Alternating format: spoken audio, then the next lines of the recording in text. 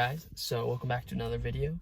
I watched a video today, and it was of a YouTuber teaching his little sister to drive a Toyota Supra. Anyways, so the video was about teaching someone to drive stick, and I was like, yo, I think I've seen everybody do that kind of video. And I was like, well, I drive stick, so might as well just jump on the bandwagon of teaching people to drive stick. So if you have a Ford Focus ST, yeah, this should be kind of helpful. Maybe not completely helpful. The only issue with my car, mine, is I have a short throw on it, which means, you know, it's going to shift a little different than if you had a regular 6-speed in your Ford Focus ST. Anyways, so this will be today's video. So with driving stick, it's a lot more work than automatic, definitely. So on the floor now you have an extra pedal than if you're used to when you're driving automatic. So you have your gas just like in an automatic and your brake just like an automatic. And if you drive a truck, this is not your e-brake. Anyways, this is your clutch, and how a clutch works is when you push it in, it disconnects your transmission from your engine and pretty much lets the engine free spin and the transmission and axle free spin without any connection. When you put it out, it reconnects, and whether or not you shifted correctly means you get to keep your clutch/transmission. Anyways, so basic things about owning a manual car. When you're starting it, you always have to have your clutch in, always. If you don't do that, it won't start. See?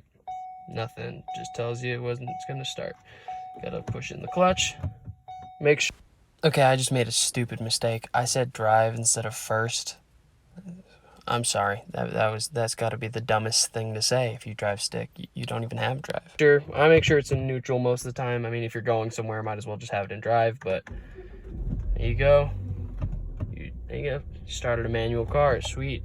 That's step number one.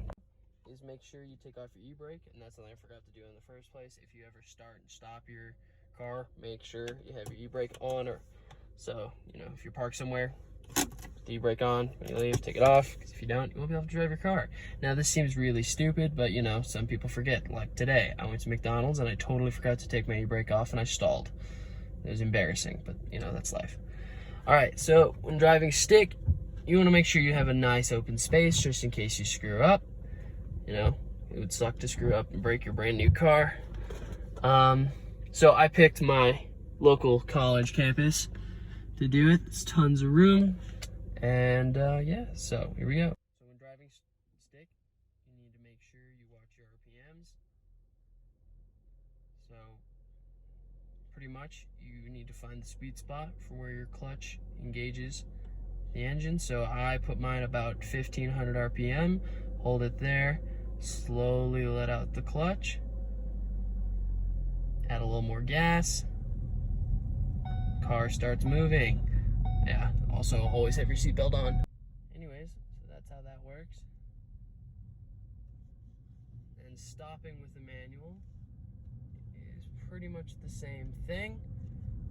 You just put in your clutch and then start applying your brake as needed, and then you'll stop. This is the 6-speed in my Focus. When driving a 6-speed, all the way to the left and up is reverse.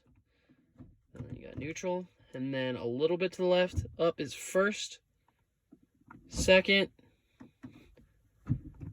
Right in the middle and up is third. All the way back is fourth. All the way to the right and up is fifth. And back is sixth. So that is the shift pattern for a 6-speed. And a 5-speed, you'd have less to move. It would just go 1, 2, then 3, 4, still in the same spot. Then you'd have 5, and then instead of coming back into 6th, you'd go into race mode. Just kidding, reverse. But that's how 6 and 5 speeds work. Okay, so this is shifting pretty much. You've already got the concept of starting and stopping. Make sure you look both ways like the good driver you are. And then start to rev your car.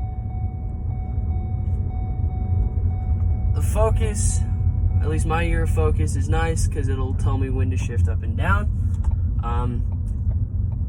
Probably a good rule of thumb for shifting gears is when you get to about 2 grand, shift to the next one. And to do that, you push in the clutch, go to your next gear, let the clutch back out. Don't do this fast unless, you know, you're flat foot shifting or something like that. But, you know, if you're just driving to school or to work or wherever you're going, I probably should put my seatbelt back on before this thing explodes.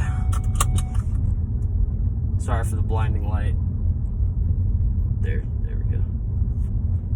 And then shift back down the same way. Just put in the clutch, go to the next gear. Yeah, so driving clutch isn't that bad. And it's not going to be as easy as this when you first start. That's just how life goes. But as it gets better, you'll enjoy it probably. I know I do. I love driving stick. I know it's not the best thing to do around town in, but I love it. Anyways, I hope that was a good tutorial video, and I hope you have a good rest of your day.